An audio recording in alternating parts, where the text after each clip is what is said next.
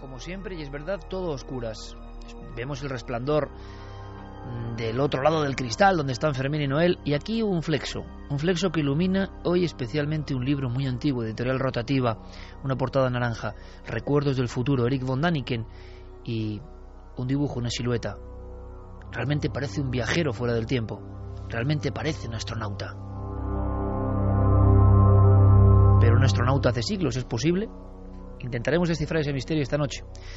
Empezamos con otra cuestión, una cuestión de terror apocalíptico. ¿Tiene que ver con las conspiraciones? Sí, porque parece que hay personas que siempre, incluso en estos días, denuncian cosas que están a la contra.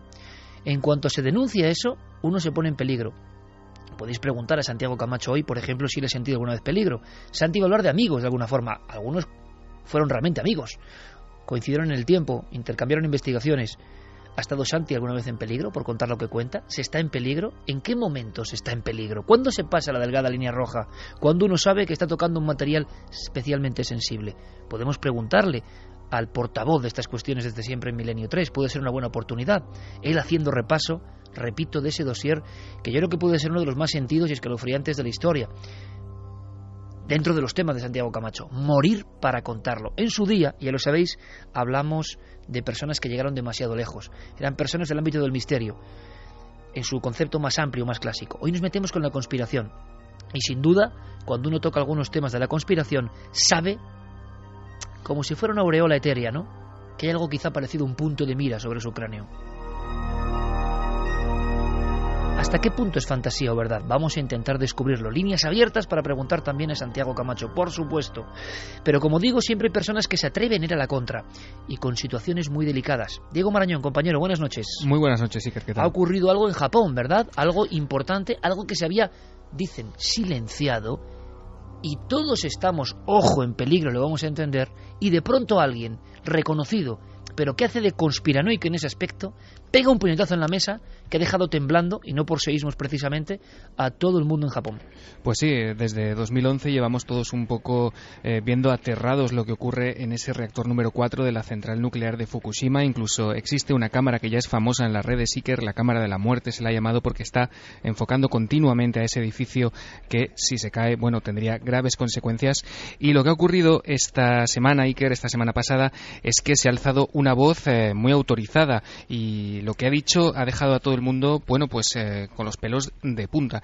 Esta persona que ha hablado es David Suzuki, que es un académico canadiense. Él es locutor, científico, es divulgador de ciencia, tiene una serie muy conocida en Estados Unidos. Él está especializado en genética y tiene, bueno, da clases en la Universidad de la Columbia Británica desde 1963. Y lo que ha dicho, él se encontraba, Iker, hablando en la Universidad de Alberta sobre un simposio científico sobre ecología del agua, y a la pregunta de una de las personas que se encontraban sentadas en esa sala sobre los peligros que podría tener en estos momentos ese reactor número 4 de Fukushima, David Suzuki respondía tal cual vas a escuchar. Fukushima is the most terrifying.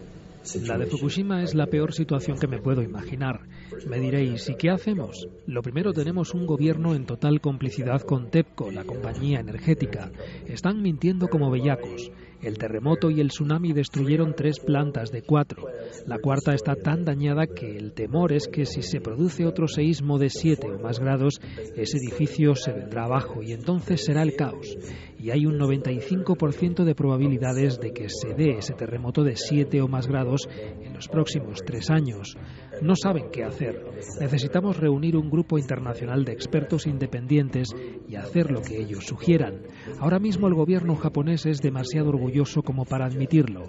He visto un estudio que dice que si finalmente la cuarta planta se viene abajo por un terremoto y las barras quedan expuestas, significaría adiós Japón, y toda la costa oeste de Norteamérica tendría que ser evacuada.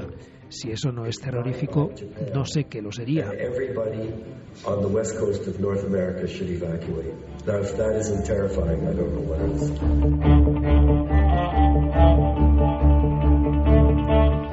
Acaba de hacer una pintura, pues como se hacía en el medievo sobre el apocalipsis, sinceramente.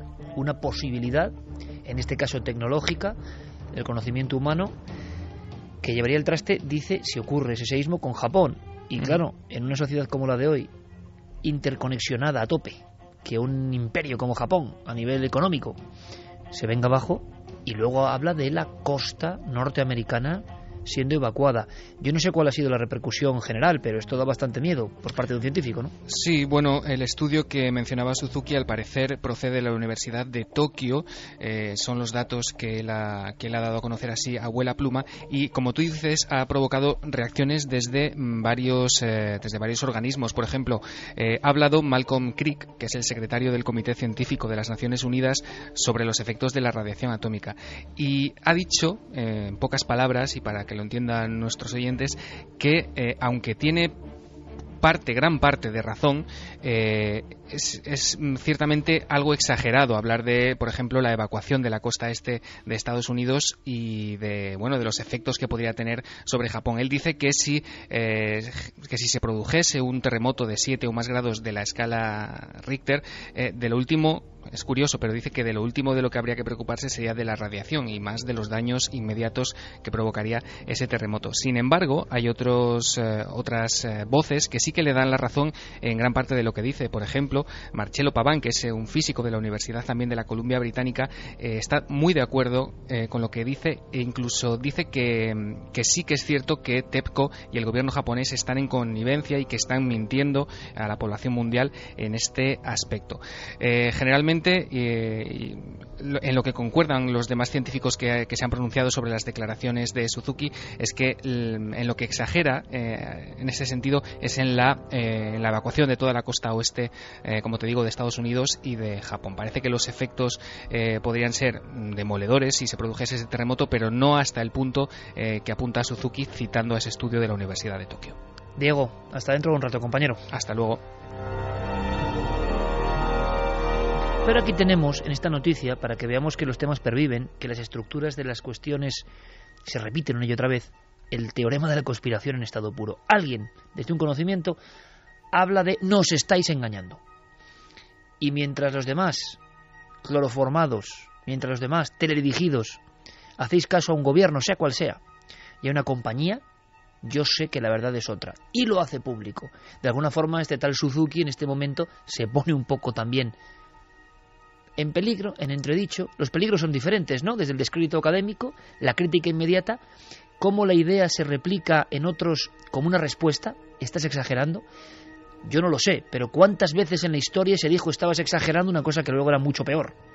Es como si algunas ideas, y no porque haya personas que conspiren en concreto, sino generan una especie de adhesión inmediata, como si hubiese un miedo profundo, ¿no? Este tío no puede estar diciendo lo que está diciendo.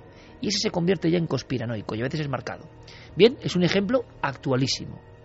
Pero Santi lo que ha hecho es recordar a compañeros, sinceramente, caídos en acto de servicio. Se arriesgaron tanto que dieron su vida para contar algo. Quizá no esperaban ese tributo de sangre, pero así acabó la historia. Y no son historias de ficción. Y además, la primera tiene que ver con un asunto que evidentemente está, y no es casualidad, y por eso lo hacemos también, en el punto de mira de muchos. 50 años JFK, la primera gran conspiración. El momento en el que el pueblo deja de confiar en los poderosos. El momento en que las personas empiezan a desconfiar de las actitudes de aquellos que les gobiernan. El momento en que todo el mundo cree que ha pasado algo más de lo que se ha contado. Mañana en Cuarto Milenio, dossier especial JFK a las 11:30. Por favor, si podéis, si os interesa, porque son esos temas que creíamos conocer, resulta que hay mucho más. Bueno, pues la primera persona que recuerda a Santi en esta especie de epitafio para el recuerdo eterno tenía que ver, cómo no, con la conspiración JFK.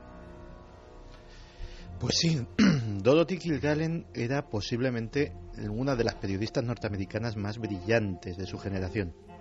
Durante 3 décadas, la de los 40, los 50 y los 60, prácticamente lo hizo todo. Tenía columnas que se publicaban en todos o en muchos periódicos del país de costa a costa, apariciones en radio, programas de televisión. Empezó siendo una periodista, lo que llamaríamos ahora una periodista del corazón. Ella era experta en Broadway, en esa milla mágica del teatro de Nueva York, y ella lo conocía todo lo que sucedía en Broadway. Los amoríos de las estrellas, los escándalos financieros de los productores, las angustias de los dramaturgos. todo eso lo iba publicando en sus columnas, pero era una periodista de pura casta y dejó su impronta en el subconsciente colectivo norteamericano. Te voy a poner un caso, El Fugitivo. ¿Te acuerdas de esa serie y de que luego fue llevada al cine? Por supuesto. Pues la historia del doctor Saint-Sefard la descubrió Dorothy Kilgallen, la popularizó, se enamoró de esa historia de un médico que estaba siendo acusado del asesinato de su mujer, y ella creía firmemente en su inocencia y en que esa acusación y ese juicio habían sido injustos, y en decenas de columnas fue siguiendo la historia paso a paso de Saint-Sefard y de su lucha por demostrar su inocencia. Otra cosa que todos conocemos, que sale hasta en la película El Padrino, las relaciones de Frank Sinatra con la mafia. Si no fuera por Dorothy Kilgallen, no sabríamos absolutamente nada de eso. Era la mayor experta en Frank Sinatra, habían sido muy amigos en una época anterior, hay quien dice que amigos muy íntimos, y luego más tarde pues empezó a sacar todas esas conexiones de Frank Sinatra con el crimen organizado norteamericano y sus escándalos con el Rat Pack, con sus amigos de Las Vegas, con los que bebía y cometía toda serie de excesos. Por tanto, hablamos de una persona dentro del mundo de lo frívolo que se va metiendo poco a poco en ciertos temas y que ya son temas espinosos. Pero entonces, ¿qué piedra tocó para morir para contarlo? Pues también tenía, como hemos visto con el caso este del fugitivo, había casos que la llamaban la atención. Por ejemplo, en una época se interesó mucho por los ovnis, y en la década de los 50, por ejemplo, en una de sus columnas escribió: los platillos voladores son vistos con tal importancia que serán sujeto de una reunión secreta de grandes líderes militares el próximo verano. Toda su información procedía de las más altas fuentes. Nunca tuvo un juicio por libelo o un juicio que perdiese porque no pudiera contrastar, no pudiera demostrar delante de un juez la veracidad de sus informaciones, que siempre eran muy comprometidas. Hasta que en 1963 sucede algo, el 22 de noviembre, que conmociona a toda la población norteamericana y a ella también, que es el asesinato del presidente en Dallas. Y como mucha gente, como el fiscal Jim Garrison en Nueva Orleans, como muchos investigadores anónimos, empezó a ver que había piezas que no cuadraban y decidió centrarse en el único personaje que le era realmente accesible de lo que ella sospechaba que era toda la trama, que era Jack Ruby. Jack Ruby era el asesino de Lee Harvey Oswald, lo había asesinado cuando salía del parking de la comisaría de Dallas. Y el asesino, para que todo el mundo lo entienda, Santi, del supuesto único asesino de JFK. Exactamente, un conocido mafioso de la localidad que su versión oficial era que simplemente para evitar a la viuda de Kennedy pasar por el triste trance de tener que enfrentarse a un juicio del asesino de su marido, pues él expeditivamente había acabado con la vida de este. Pues nadie sabe cómo, porque a Ruby lo tenían prácticamente aislado. En la última época de su vida, cuando Ruby ya había sido diagnosticado de cáncer, Dorothy Kilgallen consigue introducirse en la prisión y consigue una entrevista privada con él. Una exclusiva tremenda. Una exclusiva tremenda que nunca publicó. Simplemente utilizó ese material, no se sabe si llegó a un pacto con Ruby de yo te lo voy a contar todo, pero no puedes publicarlo, tienes que encontrar la verdad por tu cuenta, pero eso inicia el pistoletazo de salida de una serie de columnas durísimas. De hecho, pone todos sus resortes de altas influencias en juego y, por ejemplo, se hace con un documento secreto, se hace con la declaración oficial de Jack Ruby ante la comisión Warren. Es interrogada por el FBI sobre cómo ha conseguido ese documento y sus palabras textuales son: antes de que el presidente Johnson sepa quién me ha dado esta información, prefiero morir. Mañana veréis las imágenes que son escalofriantes. Un individuo, Jack Ruby, se abre paso entre la multitud, llevan dos guardias al presunto asesino del presidente Kennedy, un tirador, una especie de enloquecido, Lee Harvey Oswald, se abre paso y con aparente facilidad pega un disparo en la tripa a Oswald, que cae prácticamente fulminado. Se ha hablado mucho de si le dejaron hacer, si le permitieron pasar. Ruby se convirtió evidentemente en un hombre que tenía muchos secretos también. Era como el ejecutor, el silenciador del hombre que quizá era cabeza de turco o no de una gran conspiración. Hablamos, por tanto, de una periodista, años 63, que se convierte en la principal defensora, quizá de la primera gran conspiración. ¿Qué le pasó? Pues, como te digo, empieza prácticamente a dedicar la mayor parte de su trabajo, sobre todo su trabajo escrito. Ella también estaba, por ejemplo, participaba como presentadora en un concurso televisivo. Es decir, estamos hablando de una personalidad muy popular en la época. Pero sus columnas las empieza a dedicar prácticamente en exclusiva al caso Kennedy. Esas columnas eran tan incendiarias que los propios editores de los periódicos las censuraban. En aquel momento era perfectamente lícito y no era motivo de escándalo, digamos que iba en la profesión del periodista norteamericano, que llegase tu redactor jefe, llegase tu editor y te echase los párrafos que creyese convenientes de tu columna. Pero, bueno, dejan sin embargo entrever muchas cosas. Una de ellas es casi un vaticinio. Dice: esta historia no morirá mientras quede un verdadero periodista con vida. Y de momento somos muchos. A través de eso empezó a decir verdades muy incómodas. Empezó a hablar de las conexiones de la CIA con la mafia, de cómo la central de inteligencia estaba reclutando sicarios de la mafia para un posible complot para asesinar a Fidel Castro. Es decir, empezó a meterse en una dinámica que ya no era precisamente los escándalos de faldas de Frank Sinatra, sino cosas muchísimo más serias. Y es más, harta de que la censurasen en Estados Unidos, anunció que iba a publicar una serie de artículos en importantes medios de comunicación europeos.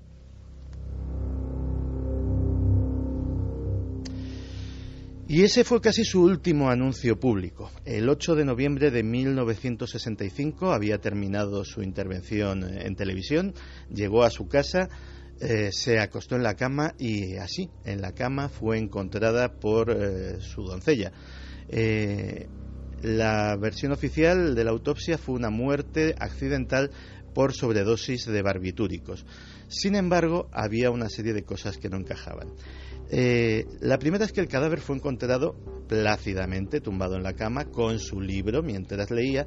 El problema es que Dorothy Kilgallen no podía leer sin sus gafas, y las gafas estaban en el recibidor, donde las había dejado. Por otro lado, las libretas de las que dependía, era una persona con una obsesión compulsiva por anotarlo todo. Tenía decenas de libretas que jamás aparecieron. Tampoco aparecieron ninguna de sus notas ni nada relacionado con el caso Kennedy. Ahí se terminó la investigación para siempre, Santi. Ahí se terminó la investigación para siempre. Varios autores incluyen a Dorothy Kilgallen entre las decenas de muertes extrañas que ha habido y que hubo con relación al caso Kennedy. Pero ese informe de autopsia lo deja como una muerte accidental.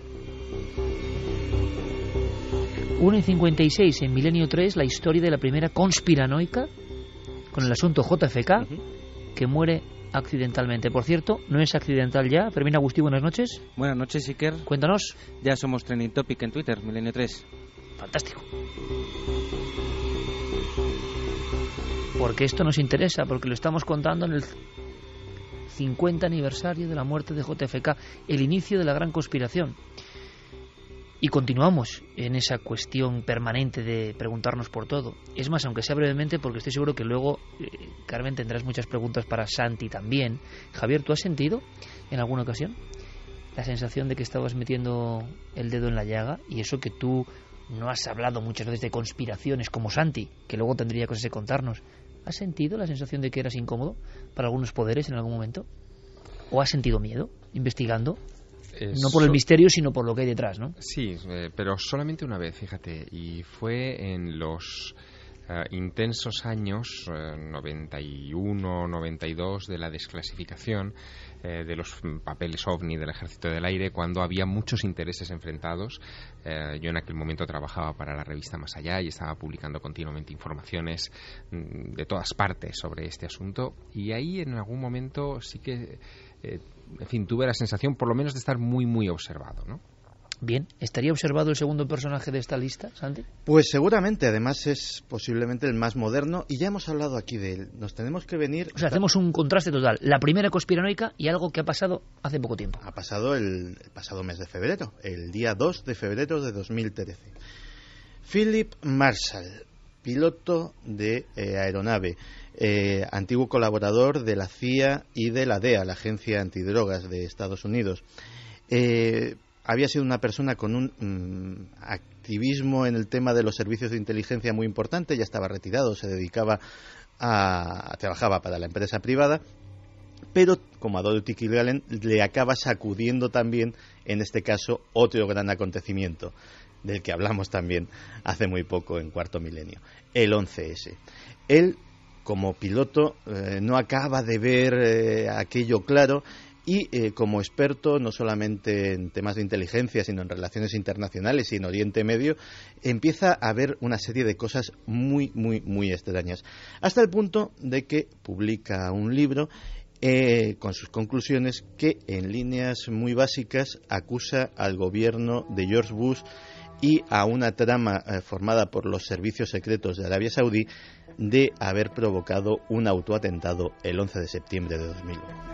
Para poner las cosas en contexto, tenemos que hacer hincapié en que Marshall no era un conspiranoico al uso, es decir, no era un señor como puedo ser yo, como puede ser decenas de personas que escriben en Internet, que más o menos podemos haberle dedicado más o menos tiempo a la cuestión, pero la conocemos de oídas. No, él había trabajado muchísimo, o sea, no es de estos que dicen, no, es que yo he sido, no, este había sido realmente un operativo de inteligencia con importantes responsabilidades, y cuando uno lee su libro descubre que puedes estar más o menos de acuerdo con las teorías, pero la parte documental, la parte del dato puro, está impecablemente documentada.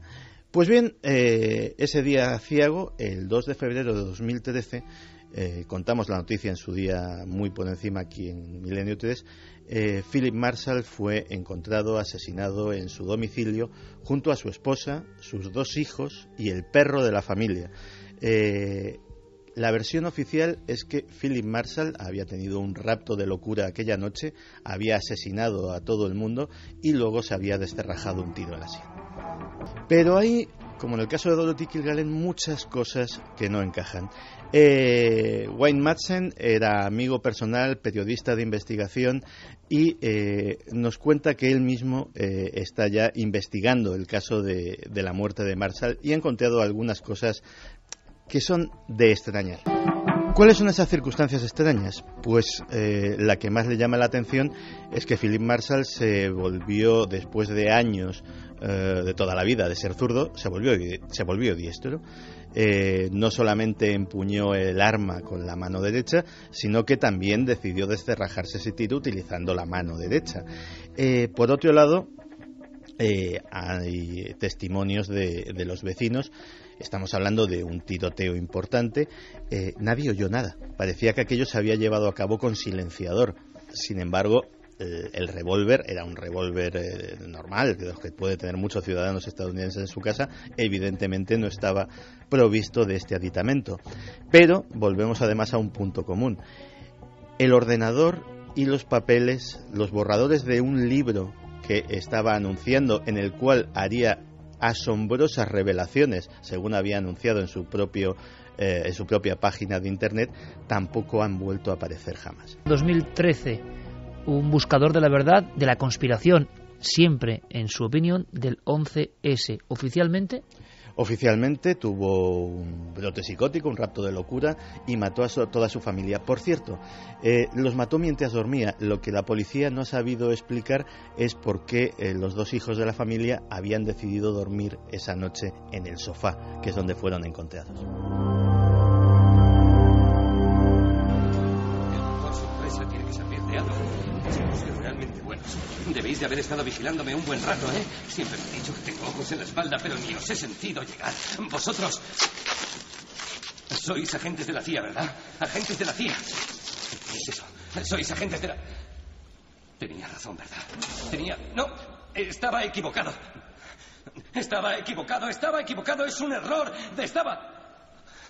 Vosotros sois de la NASA. Eso es de la NASA. Por favor, chicos, no hagáis eso. Por favor. Te hemos buscado durante mucho tiempo, Jerry. ¿Le conozco? Y muy bien. Di, Jerry, ¿Con quién has estado hablando? Yo hablo con mucha gente. Soy taxista, ¿sabe? Y no paro de hablar con gente. ¿Quién más sabe nuestro secreto? ¿Qué? Nuestro secreto, Jerry.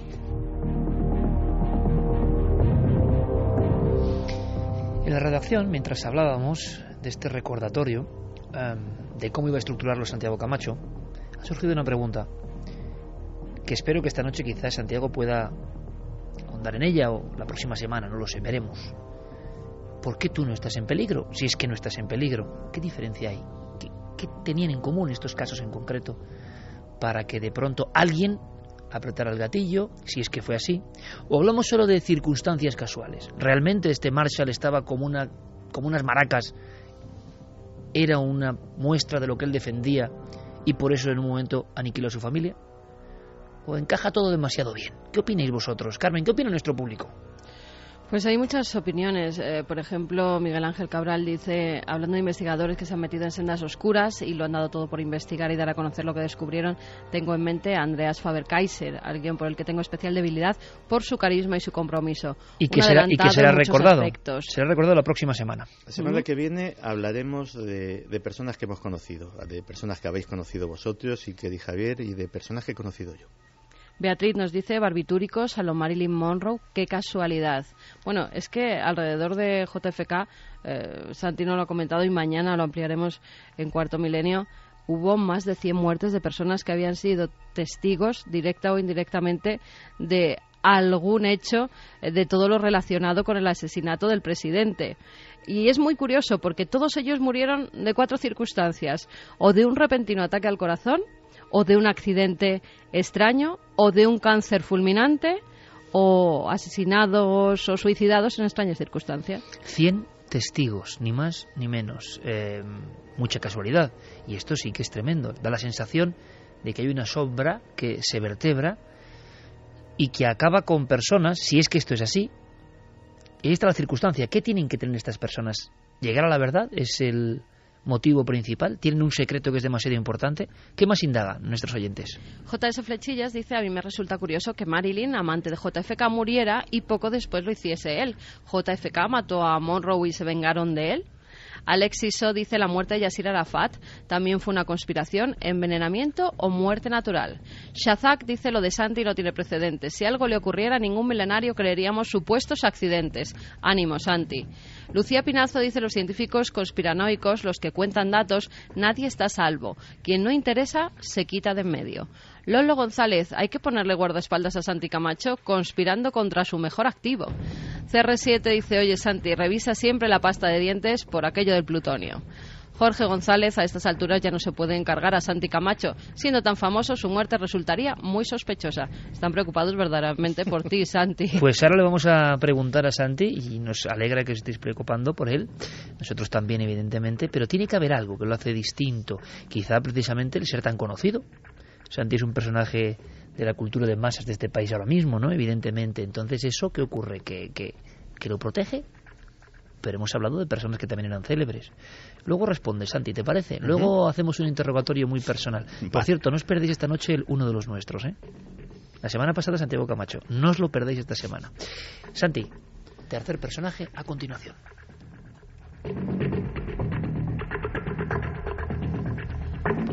Pues Philip Marshall y nuestro próximo personaje seguramente se conocieron. Barry Seal fue durante una época el piloto más brillante de los Estados Unidos.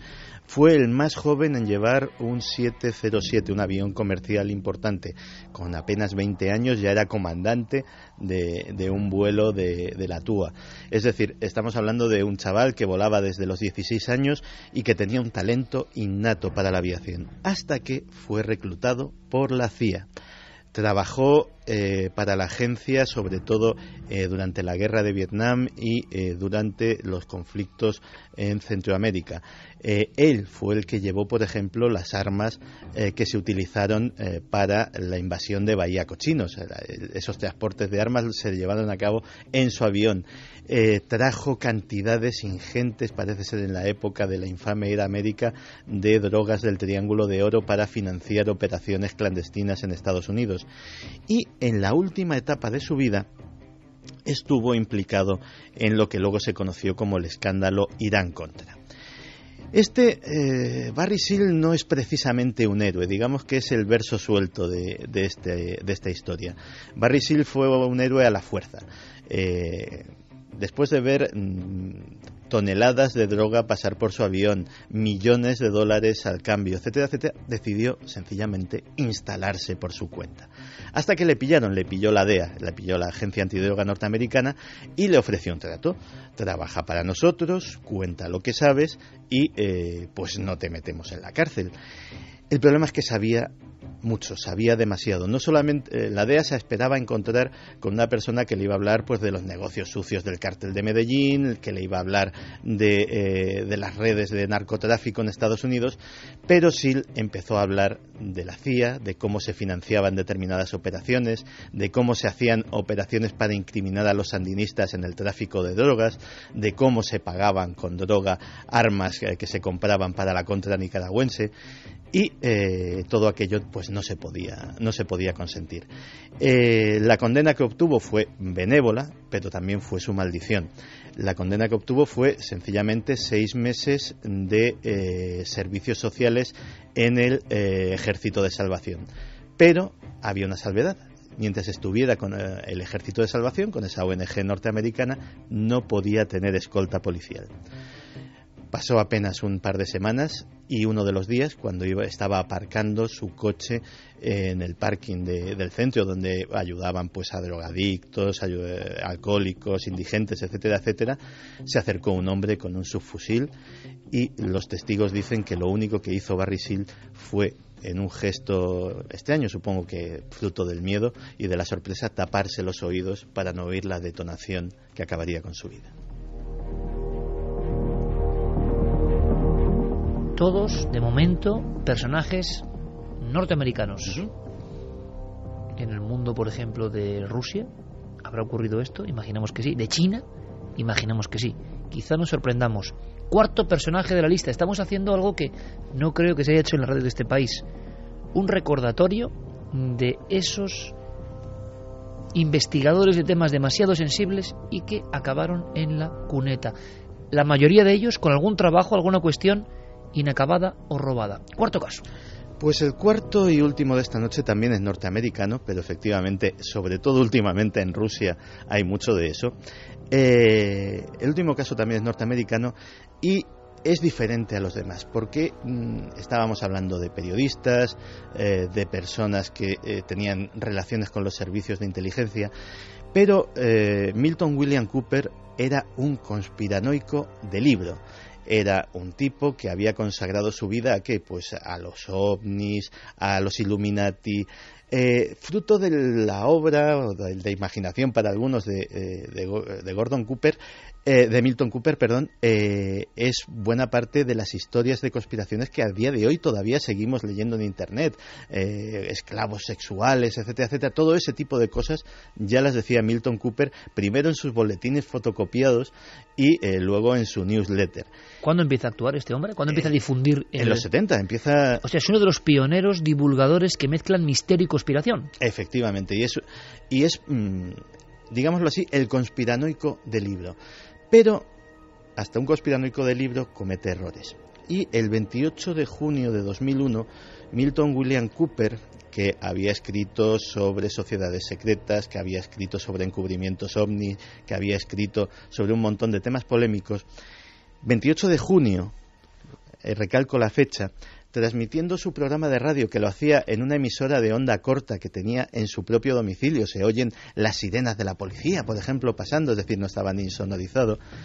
Transmitiendo con su radio de onda corta, en ese programa que solo escuchaban pues unos pocos incondicionales para los que era un referente. O sea, el ejemplo de lo que está pasando ahora mismo en la red. Muchas personas fieles, casi fanáticas de personajes, y me parece bien en el aspecto de que ahora cualquiera puede hacer su programa.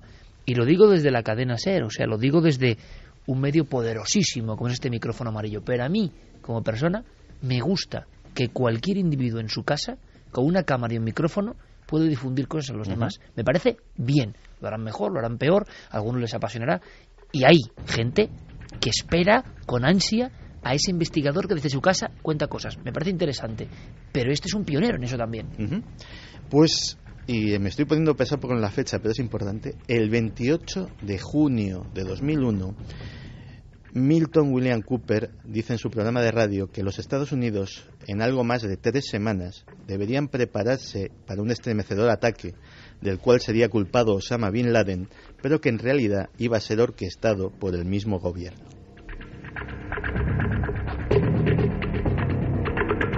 Esto lo dice en su radio de onda corta. Y está grabado, o sea, no he escuchado la grabación más de una vez y la verdad es que es estremecedor. Dio en el clavo por casualidad, tenía información de la que no sabemos nada. El caso es que escribió 3 libros en su vida y son libros muy interesantes, pero como también le sucede a muchos conspiranoicos, Cooper era un tipo bastante excéntrico. Podíamos denominarle también como un precedente de los survivalistas a los que hacía Javi Pérez Campos relación hace un tiempo. Y era un personaje también con unas ideas políticas un poco radicales.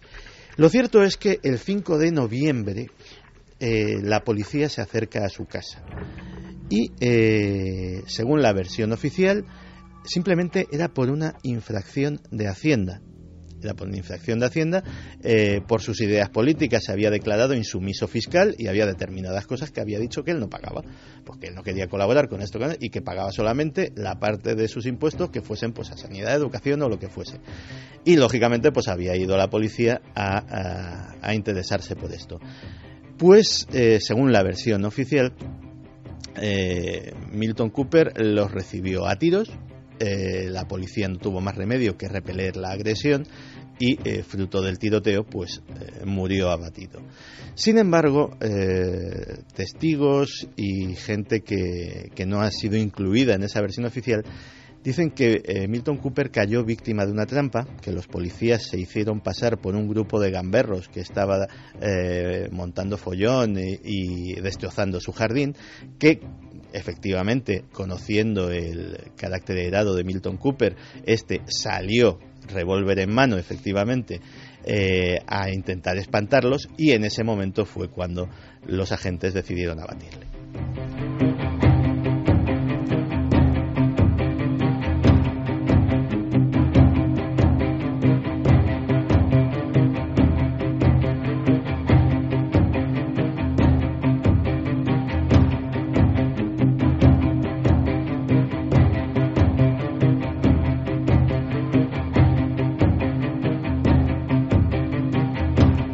Ha ocurrido algo 2 y 16 minutos. Milton Cooper, personaje también relacionado con el 11S y muerto en extrañas circunstancias. Se puede pensar en casualidad, excentricidad, accidente, lo que sea, o que hay algo más. Y por qué unos mueren y otros que también han denunciado cosas no.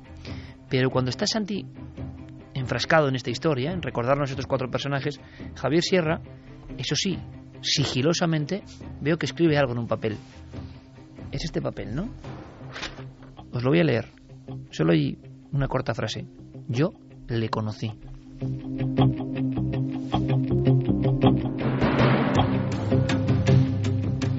Le conocí y no le hice ningún caso, porque nos encontramos en 1991 en Los Ángeles en un congreso que se llamaba Whole Life Expo, donde la vedette, la estrella, por decirlo de alguna manera, era John Lear, otro conspirador, que en aquella época llegó rodeado de guardaespaldas para anunciar que muy solemnemente que el gobierno de los Estados Unidos había hecho un pacto inmoral con extraterrestres, entregando ciudadanos norteamericanos para experimentos, no se sabe muy bien de qué tipo, a cambio de tecnología alienígena. La teoría de John Lear, que era quién, perdóname. John Lear era el hijo de William P. Lear, el fundador de los Jet Lear, uno de los grandes ingenieros de la historia norteamericana. Barry Shield tenía un Jet Lear, todo encaja. Y este hombre mantenía que había habido un intercambio, que Estados Unidos había cedido cuerpos humanos, digamos personas. Sí, ciudadanos suyos, sí, efectivamente. Esta misma conspiración, ahora mismo, si se busca en internet, seguro que hay personas en la actualidad de estos que pueden hablar perfectamente en su casa, con todo su derecho, pero que la mantienen a pies juntillas. Sí, él fue, ya te digo, la estrella. Y William Lear era uno de los conferenciantes de aquel congreso. Presentaba un libro de una portada horripilante que se llamaba Behold the Pale Horse. Su último libro póstumo sería ese. Bueno, no, en aquella época se publicó en 1991 para aquel congreso. Él lo presentaba allí, lo vendía él mismo en una mesita. Tengo la imagen perfectamente clavada. La portada de colorines muy extraña. Exacto. Sí, lo tengo. Claro. ¿Cómo no? Ese libro horripilante hacía un repaso sobre distintas conspiraciones, desde los ovnis hasta JFK. Él dio allí, recuerdo, una conferencia sobre ovnis y me pareció tan chalao, tan loco, que preferí centrarme en John Lear, que todavía estaba más loco, ¿no? Pero por lo menos iba con guardaespaldas. Fíjate lo que son las cosas. John Lear sigue todavía vivo, efectivamente, contando sus historias sobre pactos con alienígenas. Lo sigue manteniendo. Y sin embargo, William Cooper, que hablaba de otras cosas, hablaba de conspiraciones económicas, de JFK, en fin, de cosas que se iban más allá de los supuestos contactos o intercambios tecnológicos con extraterrestres, pues nos ha dejado. Fíjate que estaba consultando, es que no escribió ninguno después. O sea, tiene efectivamente lo que yo tenía, tiene 10 libros, pero Behold the Pale Horse 1991 es su último libro.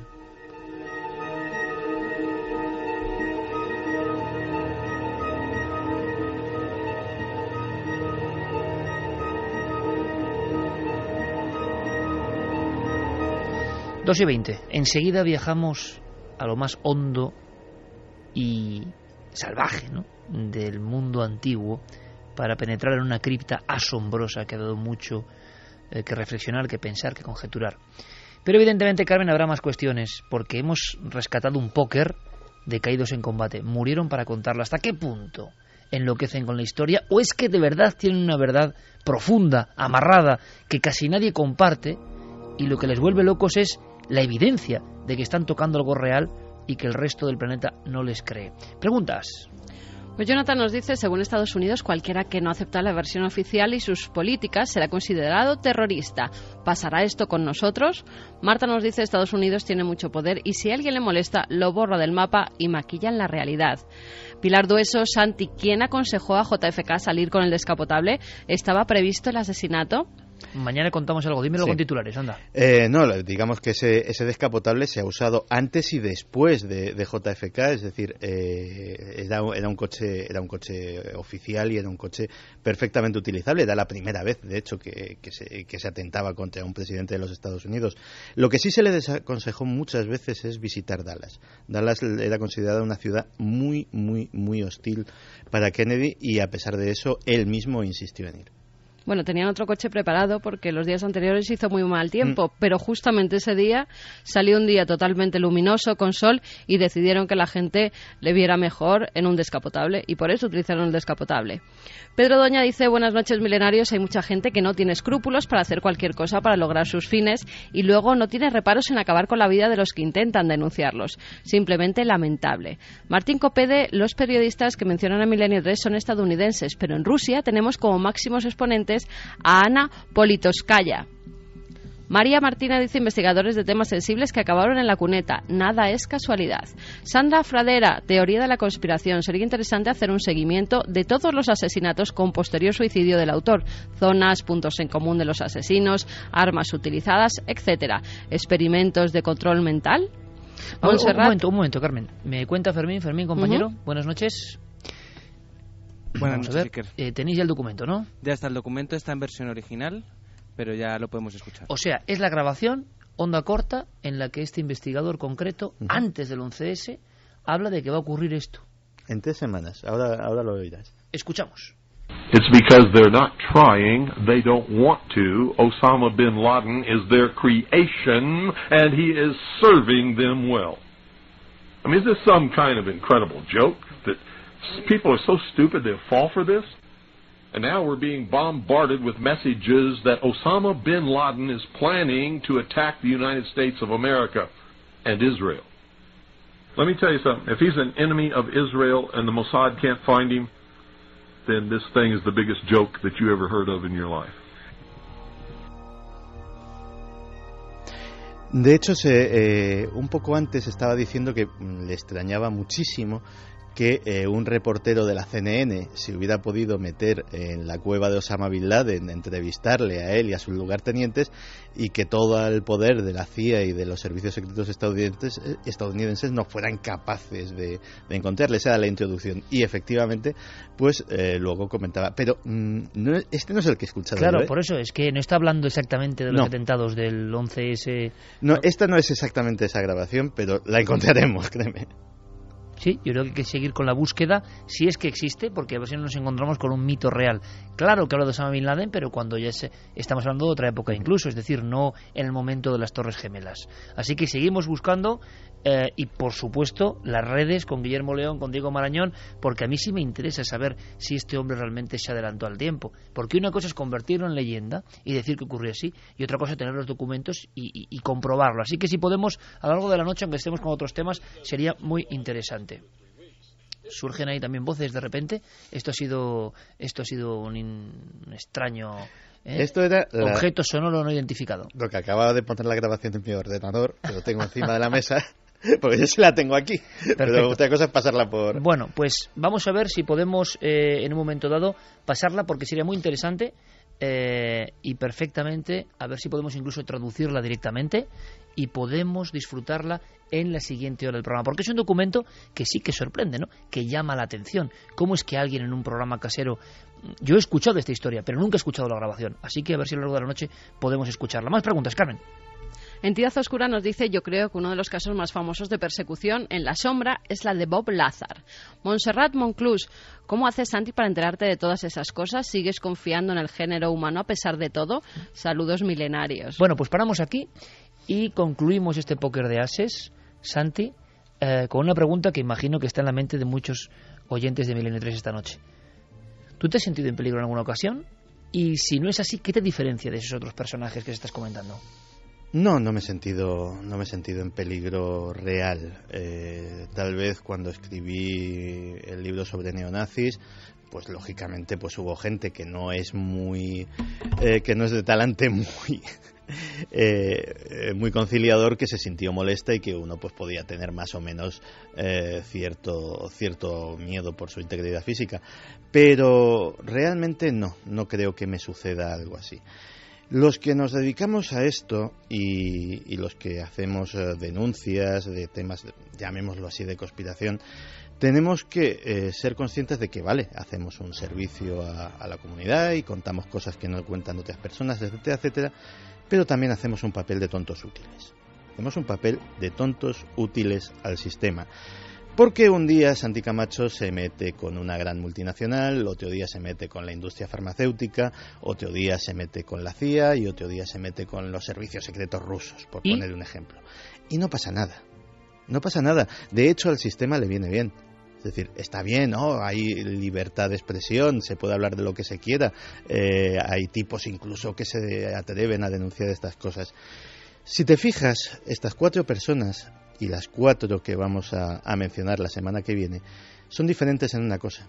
Se centraron en un tema. Mordieron una presa como un perro de caza y no la soltaron.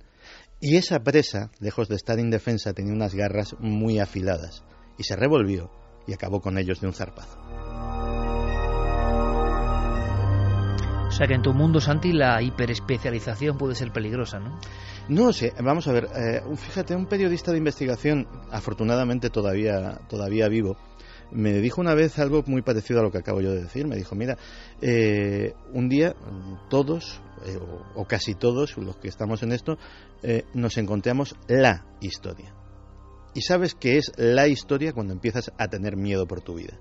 En ese momento ya sabes que es la historia.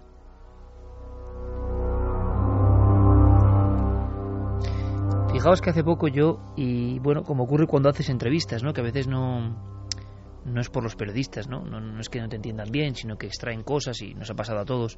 Esta semana yo hacía promoción un poco de los 8 años y había una entrevista, y lo sé porque en las redes sociales y demás, bueno, montó bastante revuelo, tampoco lo entiendo muy bien. Yo decía, y lo digo además dirigiéndome a todos los amigos, porque la mayoría son milenarios, decía algo así como que había casos muy malignos que yo prefería no contar Pero no me refería a conspiraciones o a verdades. Me refería, y lo digo bien claro, por ejemplo, a que hay casos tan desagradables, tan malignos, pues, tipo que destripa a 5 niños. ¿Y vas a estar tú contando cómo destripa a 5 niños si no hay nada más que aportar? Malignos me refiero al mal auténtico del ser humano. Un mal del que no vamos a aprender. En todo caso, se puede contar para evitarlo. Se puede contar si tiene algo que aportar. Y es verdad, hay temas que no es que uno censure, porque como periodista tiene que contar todo lo que pueda ser interesante para sus oyentes, pero sí que hay temas que solo tienen morbo, que solo tienen sangre, que son así de baratos, por desgracia, y de terribles, y lo que a mí me sorprende es que haya personas que lo demanden como entretenimiento, porque igual se distancian de la verdad. Eso son verdad. Esos niños que han muerto decapitados, es verdad. Esos niños violados o estrangulados, es que es verdad. Tomárselo como un cuento para pasar, uy, qué miedo, me parece a mí un poco crudo, ¿no? Y que es reflejo de lo que somos. Nosotros queremos contar cosas para aprender, para saber. Lo ha contado Santi. A veces, evidentemente, para defendernos. Y en ocasiones acudir al mal y bordearlo. Pero a eso me refería, por ejemplo. No porque haya poderes que te metan miedo y haya grandes verdades que no vayas a contar, sino porque hay temas realmente nauseabundos y que no aportan nada ni a ti ni a la audiencia. Hubo un caso en marzo donde se relacionaba un caso criminal con apariciones, y a mí sí, estaba recordando ahora, yo sí sentí de miedo importante, miedo personal, y no lo hemos contado, la investigación está inconclusa, pero era muy impactante, muy tenebroso, un descuartizamiento, unas apariciones, un caso antiguo, terrible, un poco tabú, y que revivía con una serie de visiones que comprobamos que parece que eran reales, ¿no? La eterna visión de una mujer en la carretera, una mujer fantasmagórica, una mujer troceada, ¿no? Y que volvía a verse después de mucho tiempo y que contaba de alguna forma su secreto y que luego todo eso se intercalaba con una historia de intereses criminales terribles. Claro que esas historias llegan de vez en cuando y son historias de la náusea también. Es sorprendente que haya muchas personas que quieran no aprender, sí, a veces con inquietud y sobrecogimiento, pero aprender con la náusea no me parece a mí muy atractivo, ¿no? En ocasiones. Por eso las fronteras siempre están difusas. Hay veces que llega la historia y uno lo sabe, tiene que contarla, y por eso algunos mueren en ese proceso tremendo. Vamos a hacer una cosa. Queda pendiente la segunda parte, ese dossier de Santiago Camacho, al que esperamos tenerle con nosotros muchos años, evidentemente. Dios quiera. Claro, y que lleva muchos años contando conspiraciones. Como Javier Sierra lleva muchos años persiguiendo quizá a los instructores del pasado, a aquellos que vinieron y dejaron un legado tan extraño, tan diferente, quedaron marcados en la piedra. Antes, una cosa, amigos. Rápidamente, vamos a conectar con Guillermo León, con nuestro compañero, porque quiero que nos cuente algo en un minuto y después nos marchamos. ¿Nos marchamos a dónde, Javier? ¿A qué país? Nos vamos a México, al corazón maya de México. Con unos sonidos que te agradezco y te va a agradecer la audiencia enormemente. Pero es que ahora mismo, en la nave del misterio, en ingridjiménez.com, en nave del misterio en las redes sociales, nuestras vías de contacto, ya lo sabéis, en la web, tenemos una galería curiosa, una galería de verdad extraña. Y es que ha habido mucho impacto con el tema chemtrails. Yo no sé, sigo sin saber muy bien qué es lo de los chemtrails. Lo sigo sin saber, sinceramente. No es que esté ocultando información, sino que realmente no sé qué pasa. No sé distinguir las estelas de condensación de los aviones de los chemtrails. Pero Guillermo León, compañero, buenas noches. ¿Qué tal? Buenas noches, compañero. Conectamos con la sana, ¿no? Aquí estábamos escuchando a Santi y bueno... Y tenías miedo ya tú también. El teléfono y Fermín, sus cosas. Vamos a ver, compañero. ¿Qué tenemos en la web? Rápidamente. Pues rápidamente tenemos una galería fotográfica de, bueno, unos documentos yo creo que bastante interesantes de supuestos chemtrails que desde muchos puntos de España pues nos han llegado esta semana. ¿Te ha sorprendido alguno? Primero, ¿te ha sorprendido el aluvión de fotografías, la cantidad tremenda que ha recibido de toda España? Yo te lo comentaba esta semana. Respecto a otros temas, pues yo creo que sí, que esta semana pues, hemos tenido una verdadera inundación de fotografías. ¿Te ha sorprendido alguna especialmente? Pues no sé si habéis tenido ocasión de ver la galería. Hay algunas, por ejemplo, en Zamora, donde precisamente hablamos del reportaje. Y hay una en Cantabria, por ejemplo, impresionante, que sale como atardeciendo, amaneciendo, y todo el cielo surcado por extrañas estelas paralelas, ¿no? Hay una, creo que es la que te refiere de Santander, y sí, de hecho la tenemos creo que de portada, porque es realmente impresionante, ¿no?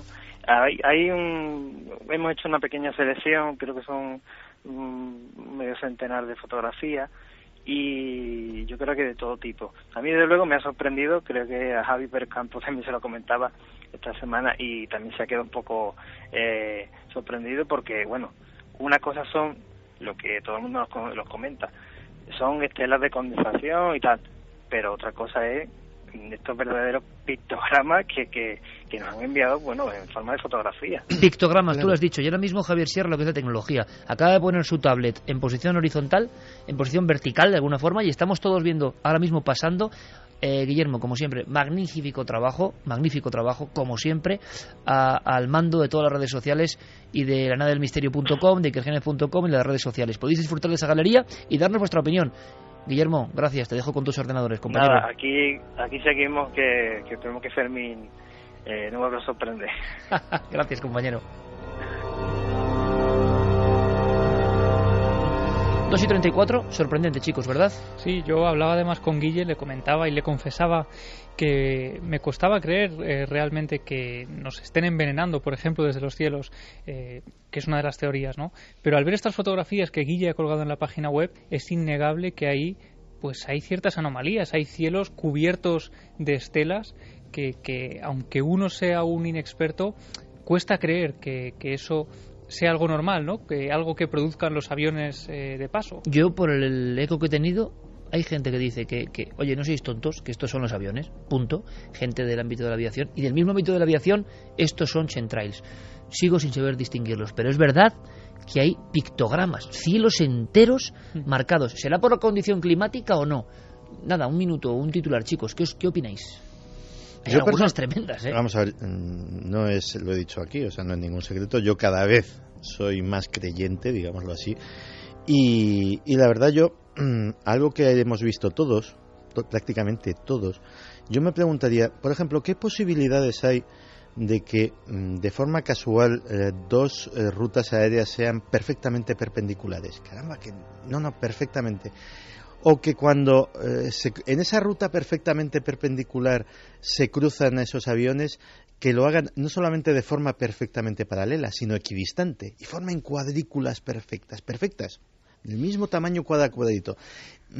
Pues a mí me parece curioso. O sea, me parece como poco retador hacia las leyes de la estadística. Yo, y me van a matar, pero no acabo de ver bien. Tampoco es el sentido de una conspiración que nos envenena y deja esas marcas, ¿no? O sea, más evidente imposible, no lo sé. Javier. Yo estudié hace algunos años un caso en la provincia de Soria de ladrones de nubes, donde se hablaba de unas avionetas que supuestamente... Y que eso era verdad. Sí, que claro, cuando yo llegué allí era una leyenda urbana, o aparentemente una leyenda urbana. Se supone que había unas avionetas que lanzaban algo a la atmósfera para disolver nubes y que no lloviese, y que una zona del Moncayo estuviera más seca que la otra vertiente de la misma montaña. Hace ya unos 15 años, sí. Y entonces fue mi primer contacto con esta conspiración aérea, porque se hablaba de que nos estaban envenenando, que estaban lanzando algún tipo de producto en el cielo. Yo lo tomé con mucha prudencia, con prudencia periodística, pero lo conté. Y la verdad es que desde entonces hasta ahora eso no ha dejado de sucederse. No solamente son los chemtrails, también siguen en muchas partes, no solo de España, sino de toda Europa, no solo de Europa, sino también de América y de África, las historias de aviones ladrones de nubes, de agentes contaminantes que se cree que se lanzan para, en fin, acabar con cultivos o para desertificar unas zonas a favor de otras. Si esto es así, si estas conspiraciones finalmente se demuestran, tendremos, la enésima prueba de la perversidad del genio humano. ¿Dónde nos vamos, Javier? En punto concreto. Bueno, nos vamos a ir ahora mismo a Palenque, en México, quizá el santuario maya más importante que tiene ese país. ¿Quieres que escuchemos un documento y ahora, después de escucharlo, nos cuentas qué estabas viviendo ahí? Podemos contarlo y escucharlo, claro. Venga.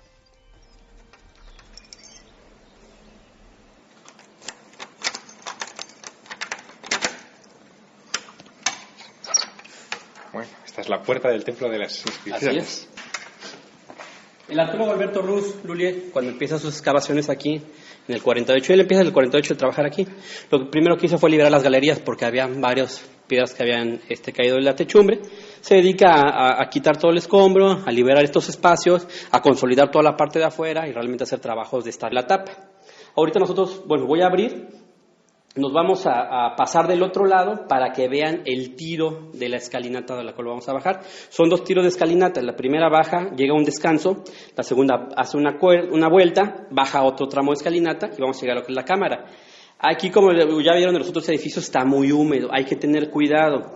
Lo que yo les sugiero siempre a la gente que me ha tocado bajar con ella es bajar de lado, no llevar nada en las manos que se vayan a resbalar algo para que puedan sujetarse, agarrarse.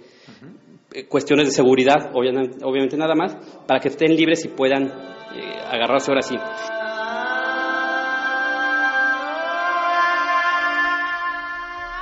Con emoción escuchabas el resonar de la apertura del templo de las inscripciones. ¿Cómo conectar con todo nuestro público y hacerles saber lo importante que es ese lugar cerrado durante muchos años?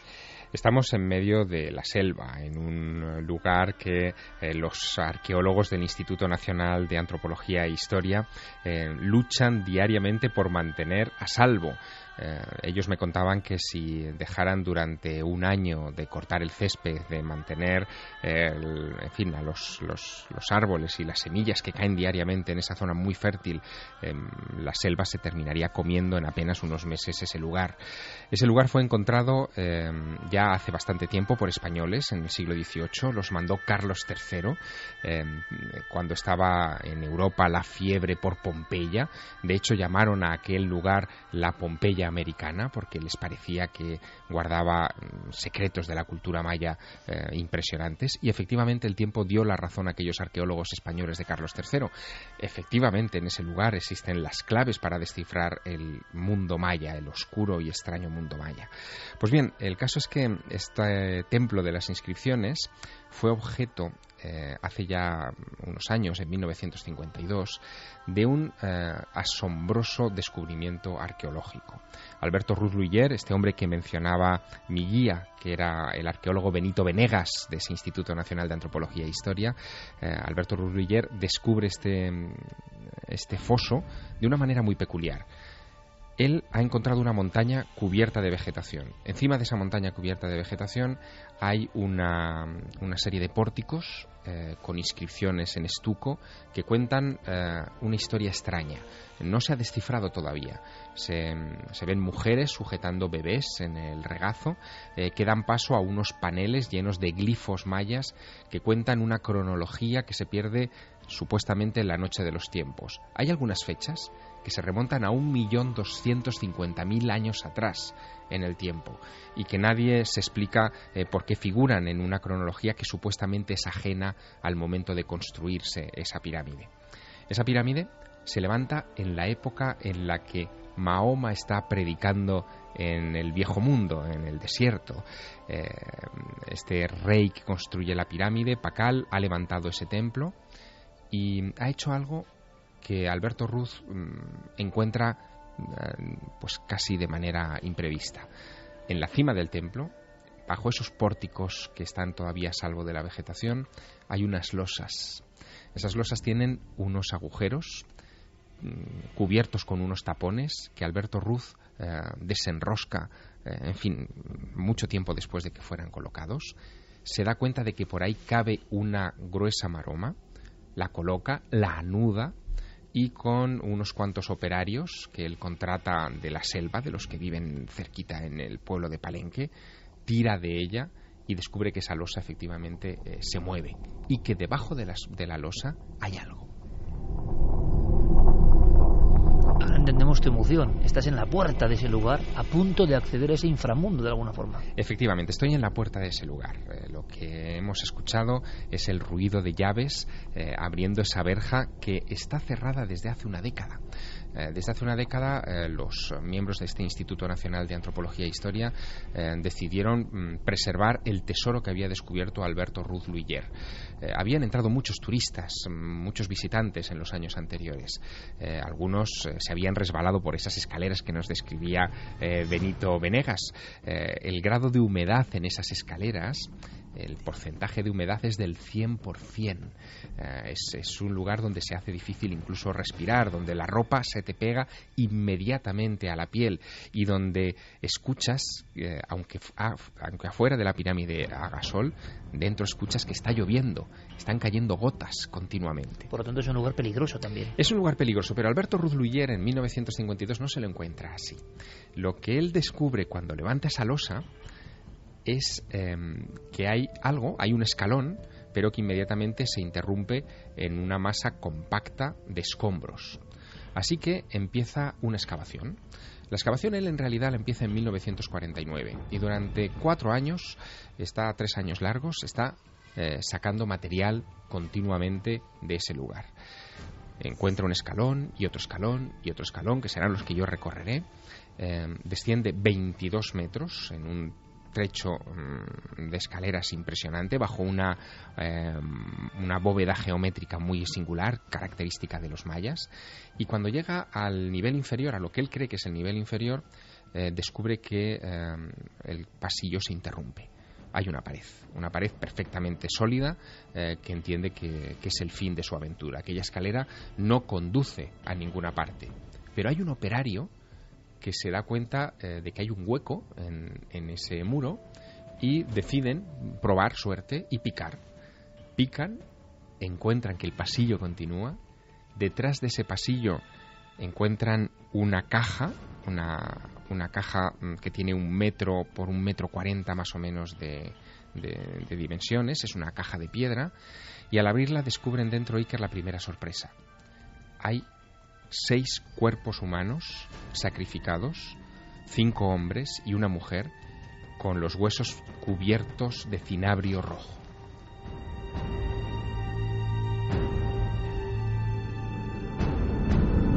Los esqueletos rojos. ¿Quiénes eran? ¿Qué hacían allí? Pues eran hombres jóvenes, o eran muchachos jóvenes, ¿no?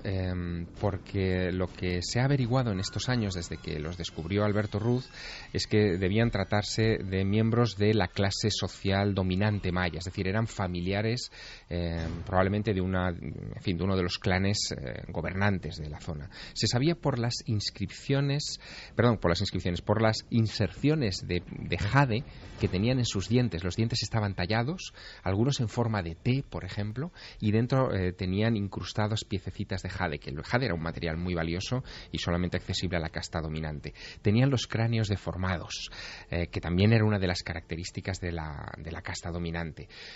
Alguien había sacrificado, y esto era muy atípico, no a prisioneros, no a esclavos, no a gente capturada de otras tribus vecinas, sino a gente de su propia estirpe, ¿no? De la estirpe real. Aquello no hace más que crear misterio, ¿no? en torno a lo que pueda estar enterrado allá.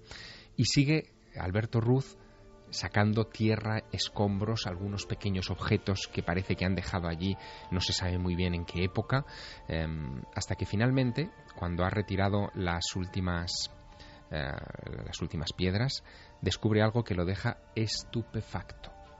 Hay una puerta al final de aquel recorrido, pero no es una puerta cualquiera, es una puerta triangular, de 2 metros de alzada, que parece sellar el acceso a una cámara o a algo que nadie ha visto todavía.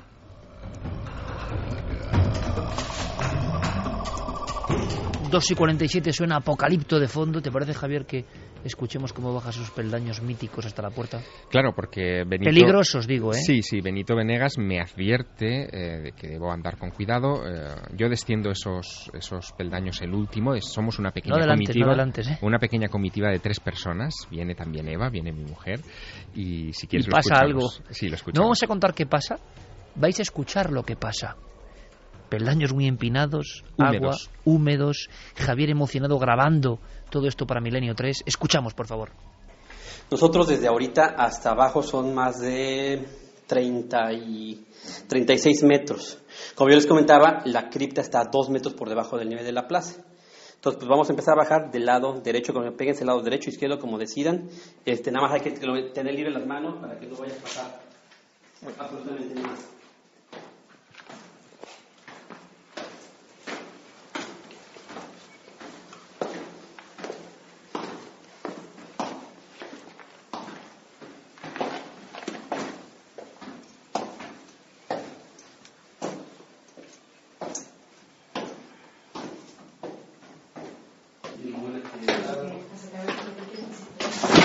Javier, por Dios. Hemos escuchado a Eva diciendo Javier, por Dios, y un tremendo batacazo. Te rompiste la crisma, amigo. La verdad que casi. Carmen se está riendo, la estoy escuchando. Sí, Carmen disimula muy mal siempre. Eso me recuerda mucho a los tortazos que nos metíamos en las cuevas cuando estábamos grabando. No hubo uno del equipo que no se salvara de pegarse un culetazo, porque realmente es verdad que en sitios con humedad y que tienes que bajar muchos escalones, poca te puedes luz, meter unas leches humedad, impresionantes. Aunque sí. sea ponerle un poco, porque el momento es tremendo, pero puedes no recuperarme solo el fragmento final, porque es como un suspense. Estamos acudiendo hasta esa puerta triangular. Estamos bajando y esas cuéntame escaleras. lo que pasa, Javier. Último fragmento. Claro. Hay que mantener el tipo en esas tremendo. circunstancias. Javier, ¿no? por Dios, la pobre Eva. Y Javier le dice luego, como callando, que aquí no ha pasado Aquí, nada, que no me sí, ha visto es la nadie. eterna imagen de no pasa nada, pero lágrima en el ojo del dolor, ¿no? Es así, Javier. Bueno, menos mal que nuestro compañero, pero Javier es así, dice, mira el documento, porque ahí está la verdad. Eso es lo que cuesta conseguir algunos documentos. Bueno, claro, sigamos. Uno se juega la vida en esos lugares, ¿no? De Caes alguna mal manera. en esos peldaños y cuidado, ¿eh? Sí, Hemos tenido algún compañero como Juan G. Vallejo, que estuvo a punto de perder la vida en la isla de Pascua, cayendo por un orificio. O sea, es decir, que lo tomamos a la risa, pero a posteriori, claro. Sí, sí, gracias claro. a Dios estamos aquí todos. Claro, además yo en aquella jornada había estado presumiendo, yo suelo tropezarme en las escaleras, es una costumbre mía, ¿no? Pero yo estaba presumiendo en aquella jornada de que las escaleras mayas eran perfectas para mí, que pese a que eran escalones altos yo estaba acostumbrado y que no pasaba nada. Y de hecho, Eva y el arqueólogo y Benito estaban descendiendo aquello sin nada en las manos, en fin, con todas las recomendaciones que había hecho el arqueólogo, evidentemente, ¿no? Porque ya había Pero tú ibas grabando. Pero yo iba grabando, iba cargado con la cámara, en fin, iba violando toda la norma que tendría que haber seguido para descender a aquella tumba de Pacal. Evidentemente no quería perderme este momento que vamos ¿no? a escuchar, Javier, y querio que luego posterior si quieres nos cuentes por Sí. qué te quedas tan impresionado. Bueno, es porque que hay una expresión, o si quieres comentar tú algún elemento anterior. Sí. Vale, perfecto. Porque te voy a decir, es un corte precioso. O sea, porque estamos viendo el Tutankamón de América de alguna forma, ¿no? Sin lugar a pues dudas. lo que vais a escuchar de Javier en ese instante, en ese pozo, en la oscuridad húmeda, llegando hasta una losa, que es la losa que tanto nos ha hecho soñar, la losa del astronauta de Palenque. ¿Cómo se percibe, Javier, en el sonido? Es más potente que la imagen. ¿Cómo se percibe, y lo van a percibir los oyentes, tu momento? Es que yo te estoy viendo abriendo los ojos diciendo, Bueno, ¿qué es esto? Hay que explicar que hemos descendido ya ese primer tramo de 22 metros y después el último que completa la bajada hasta 36 metros. Nos encontramos más o menos a unos 2 metros bajo tierra, bajo el nivel de la selva, por debajo, por supuesto, de la pirámide, del templo de las inscripciones. Y estoy justo delante de esa puerta triangular de 2 metros frente a la que se había quedado Alberto Ruz Luiller en junio de 1952. Esa puerta que él trata de vencer con unos garfios para abrirla y para ver qué es lo que hay detrás. Es una situación inédita. Nunca se había encontrado un pasillo dentro de una pirámide en México que descendiera a esos niveles. Jamás. Era la primera vez. Algo único. Exacto, era la primera vez que se producía algo así.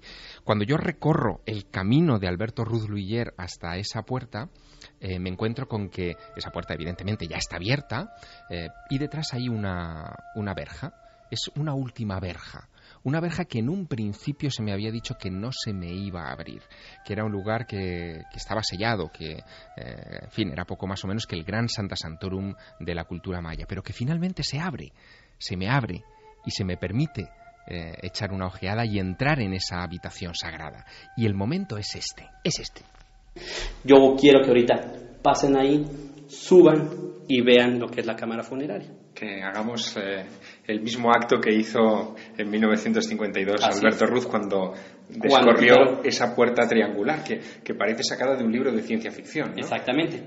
Pero aquí les voy a abrir la puerta para que sea exactamente como fue el que vio, sin ningún obstáculo visual, lo que él pudo ver. Pues abre primero ¿Sí? la puerta Ajá. y nos asomamos después. Voy a ver primero la puerta para que así cierren los ojos, caminen y vean y los abran y queden completamente impactados. Perfecto, lo hacemos así. Esperamos.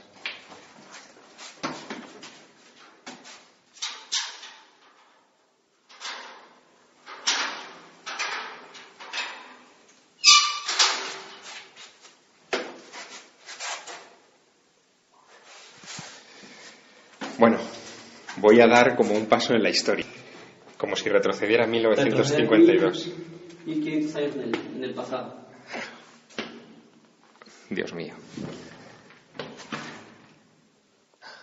Es mucho más grande de lo que me imaginaba.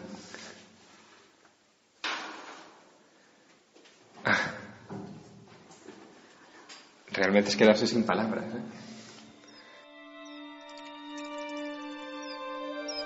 Dios mío, es quedarse sin palabras. Y yo hablaba de un libro en naranja que se llama Recuerdos del Futuro, que lo compró un niño de 11 años llamado Javier Sierra en Teruel, su de Teruel natal. En la portada, el astronauta de Palenque. Se le aparecía ahora, hace unos días. Y quizá por eso esa fascinación. Ese momento que habéis vivido en la radio, en Radio Auténtica, porque ahora, estoy seguro, millones de amigos han descendido con Javier Sierra, con la fuerza del sonido, la fuerza de la radio, hasta esa cripta que esconde un gran secreto. Un secreto por lo que pone en la losa y por lo que hay debajo de la losa, que sería difícil resumir, pero tú eres capaz, Javier. Bueno, es un secreto que tiene unas dimensiones muy concretas, casi 4 metros de largo, 3,8 metros de largo por 2,2 de ancho. Se trata de una piedra que pesa 7 toneladas, que muestra una serie de dibujos muy extraños a un tipo como medio tumbado, como en posición fetal, sobre una serie de glifos muy llamativos que, en fin, que da la sensación de que forman parte de un maquinario. De hecho, comprendo, estando delante de la losa, por qué en los años 60 todo el mundo que descendió a la tumba de Alberto Ruiz Luyer veía una cápsula de la NASA, porque el personaje está encorvado de la misma manera que están los astronautas de las misiones Apolo, de las Gemini o de las Mercury. Es absolutamente la misma posición, pero en aquella época, cuando Alberto Ruiz descubre la losa, lo que ellos creen es que se trata de un maya que está en un altar de sacrificios al que se le va a arrancar el corazón. Esa es la primera interpretación oficial que se le da. Después vendrá la visión de Alexander Kazantsev, un soviético que ve una reproducción en la prensa soviética de la época de esa losa y que él cree identificar con un astronauta. Después vendrán los franceses que dirán que está manejando unas palancas que le recuerdan fíjate qué cosas, el provincianismo temporal, a la palanca de cambios de un 2 caballos, de un Citroën 2 caballos. Después vendrá Eugenio D'Anjans, mítico, en 1967, donde habla de una cápsula espacial tipo Mercury, de un misterio de 10.000 años. En fin, él se le fue el cómputo en el tiempo absolutamente. Y después Recuerdos del Futuro, 1968, Erich von Däniken. Fue el hombre que acuñó el término astronauta de Palenque y fue el hombre que hizo que millones de personas fueran a ese lugar remoto de Chiapas, de la selva, donde no es fácil llegar, donde las carreteras todavía siguen siendo difíciles, para ver solamente esta losa que a mí me obsesionó desde aquellos 11 años y que pude ver estos días atrás. Tenemos apenas minuto y medio, hemos viajado en el tiempo. ¿Quién está ahí debajo, Javier? Bueno, ¿qué sabemos? Ahí debajo está Pakal. De hecho, yo pensé que los restos no estaban ahí y, sin embargo, el arqueólogo Venegas me hace esta ultimísima revelación. Los restos de Pakal todavía están aquí. Está aquí Pakal. Aquí está Pakal. Los restos óseos. Dios mío, es como Tutankamón en el Valle de los Reyes, que está en su tumba. Es el único gobernante, es el único hallazgo arqueológico en los cuales los huesos, los restos óseos han regresado al lugar del cual fueron sacados. Ahí está Pakal, junto a ti en ese momento. ¿Y quién era? ¿Qué sabemos de él? Era un personaje extraordinario, extraño. Pues vivió en el siglo VII de nuestra era. Es un personaje que cuando se encuentra la tumba se ve que su esqueleto tiene 1,70 m de altura. Los mayas tenían 1,50 m. Una complexión que no era la de los mayas tradicionales. Y luego la gran controversia. En los glifos ya descifrados de la losa de Pakal se habla de que ese hombre vivió 4 baktunes, 80 años. Sin embargo, la dentadura, que ha sido examinada recientemente, muestra a un hombre de 40 años. ¿Qué pasa aquí? Nadie sabe realmente si ese hombre sigue siendo Pakal o no. Pero un detalle más, ese hombre... Los huesos de ese hombre estaban cubiertos por el mismo cinabrio rojo de los 6 sacrificados en la caja de piedra que descubrió un año antes Alberto Ruiz Luyer. Esta es la historia desde dentro del mítico astronauta de Palenque. La habéis escuchado, la habéis sentido. Regresamos en un instante. En Milenio 3, en la cadena SER.